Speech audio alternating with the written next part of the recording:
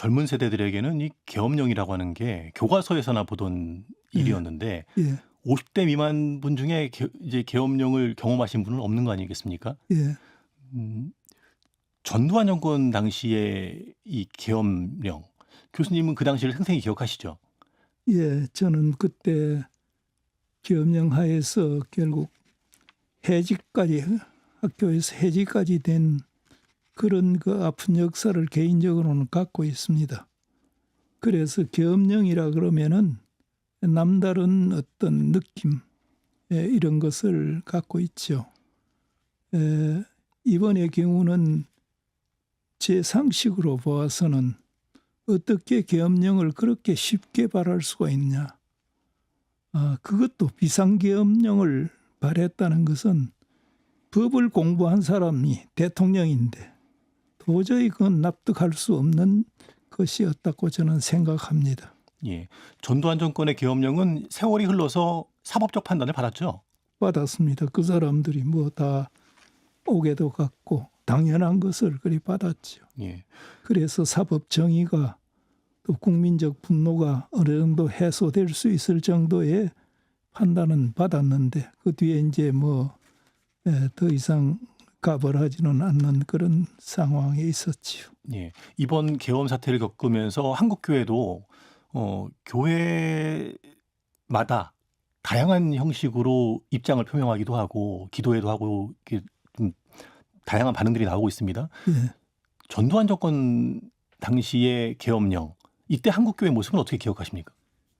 예, 그때도 좋은 추억으로서는 남아있지 않습니다. 그해 5월에 쿠데타를 일으키고 그 다음에 소위 5월 이제 그 사태지요. 하고 그 다음에 그해 8월 6일인가 이때 가면 전두환이 대장 계급장을 답니다. 그걸 한국 교회가 축하한다고 해서 당시에 우리나라의 각 교단의 아주 그 지도자급 사람들, 뭐 제가 이름을 얘기하지는 않겠습니다. 네. 한모, 그 다음에 조모, 정모 하는 이런 분들 23사람이 모여서 8월 6일 날 롯데 호텔에서 그의 장도를 축하하는, 전두환의 장도를 축하하는 그러한 예배를 드렸습니다. 있을 수 없는 일입니다.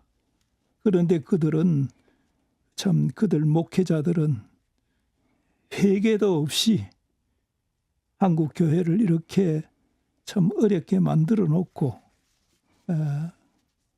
돌아갔습니다. 참 듣기에 보기에 안 된, 그 당시에 저는 대학 교수로서 조금 분노를 느끼고 그 다음에 그런 분노 때문인지는 몰라도 어려움을, 해직이라고 하는 어려움을 좀 겪기도 했습니다. 근래에 계엄 사태를 겪으면서 이 지난 대선 시기에 기독교계 일부 대형 교회 지도자들이 윤석열 당시 후보를 위해서 기도해줬던 그 모습이 다시 회자가 되면서 좀 비판받는 그런 모습도 있습니다. 예. 그분들이 그때 참 이 근처에 있는 교회지요. 거기에 가서 윤석열 후보를 위해서 축복해주고 그런 거 지금 사람들이 다 봤지 않습니까? 봤으면은 윤석열이 하나님의 진리의 말씀에서 떨어지는 것, 또는 그가 항상 말하는 소위 자유라고 하는 것에서 잘못 나가고 있을 때 과거에 축복해 준 그 심정으로 그다음에 그렇게 해서는 안 된다. 바른 길을 선도하고 그다음에 예언자로서 선지자로서 역할을 한국교회가 같이 그를 축복했던 것과 마찬가지로 해줘야 되는데 윤석열이 하나님의 말씀에서 어긋나고 또는 우리가 보편적으로 알고 있는 자유라든지 보편적으로 알고 있는 진리라든지 여기에서 어긋났을 때 기독교적인 관점뿐만 아니라 일반 사회의 통념적인 관점에서 윤석열에 대해서 비판하지 못하고 그 다음에 거기에 대해서 경종을 울리는 역할을 못했습니다. 특히 그때 축복해 준 사람들, 모모한 사람들 있지 않습니까? 그 사람들 책임이 아주 크다고 생각합니다. 네. 예. 한국 교회가 언제부턴가 진보와 보수로 갈라져 있다는 느낌을 지울 수가 없어요. 사안에 따라서 그 옳고 그름보다는 이제 진영에 따라서 상반된 목소리를 내는 모습을 많이 보게 되는데 언제부터 한국 교회가 이렇게 진보, 보수로 갈라졌다고 보면 될까요? 예, 60년대 박정희가 들어서고 난 뒤에 그리고 그 뒤에 전두환이 들어서면서 이건 정말 노골화됩니다. 진보와 보수가. 특히 전두환의 뭐 일종의 쿠데타지요. 쿠데타에 대해서 아까도 조금 나왔습니다마는 1980년 8월 6일 전두환이를 축복하고 그다음에 여수와 같은 장군이 되어달라 하는 식의 축복을 하면서 거기에 대해서 전두환의 쿠데타에 대해서 비판적인 입장과 거기에 몰입되는 입장 이것이 나누어지면서 선명하게 보수와 진보가 그때 나타나게 됩니다.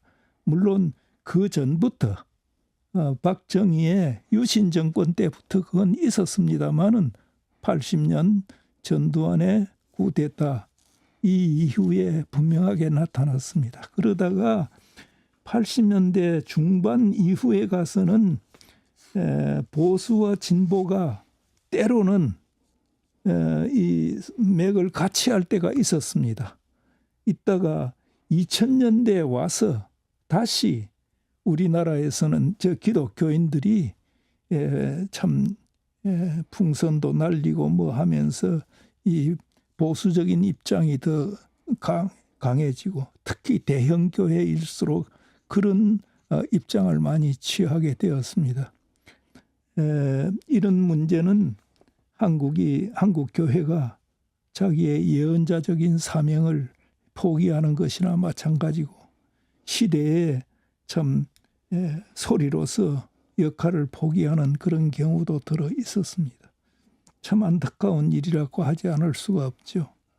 우리가 여기에 대해서 좀 더 반성하고 회개하고 그래서 민족과 국가의 등불로서 역할을 해야 된다 하는 그런 아쉬움을 우리가 많이 요 최근에 와서 많이 느끼게 되는 거죠. 예. 교회는 어떤 정당이든 특정 정당을 일방적으로 지지하는 모습을 보여서는 안 된다는 거죠. 예, 저는 뭐 그렇게 생각합니다. 그런데 한국 교회는 그러나 이제 심정적으로 그렇게 나는 어느 정당에 대해서 어느 정당의 그런 정책에 대해서 찬성한다든지 반대한다든지 물론 할 수가 있습니다. 그리고 또 찬성하고 반대할 적에는 분명한 입장을 가져야 됩니다. 예를 들면 왜 반대하느냐 할 적에 우리가 신자로서 하나님의 말씀에 보니까 이렇게 되어 있다. 이런 관점에 서서 나는 반대한다든지 아니면 그들의 정책이 이러이러한 것은 기독교인으로서 수용할 수 있는 좋은 면이 있다. 그렇기 때문에 나는 그 정책을 지지한다든지 하는 여기까지 나가면 참 성숙한 크리스찬이 될 수가 있는데 지금 한국 교회는 자기 교회가 속한 보수냐 진보냐에 따라서 지지와 반대를 하게 되고 지역이 어느 지역이냐에 따라서 보수와 진보로 나눠지고 정책에 대해서 옳은 것이지만은 오히려 반대하고 그 다음에 그런 것이지만은 찬성하는 그런 그 분들이 없잖아. 그건 뭐 일반 사회도 마찬가지입니다만은 그러나 교회라고 하는 하나님의 참 말씀이 거하는 또 말씀을 따라서 참 운영되고 있는 교회라고 한다면은 이런 점이 먼저 선행이 되어야 된다 하는 것을 말씀드리고 싶습니다.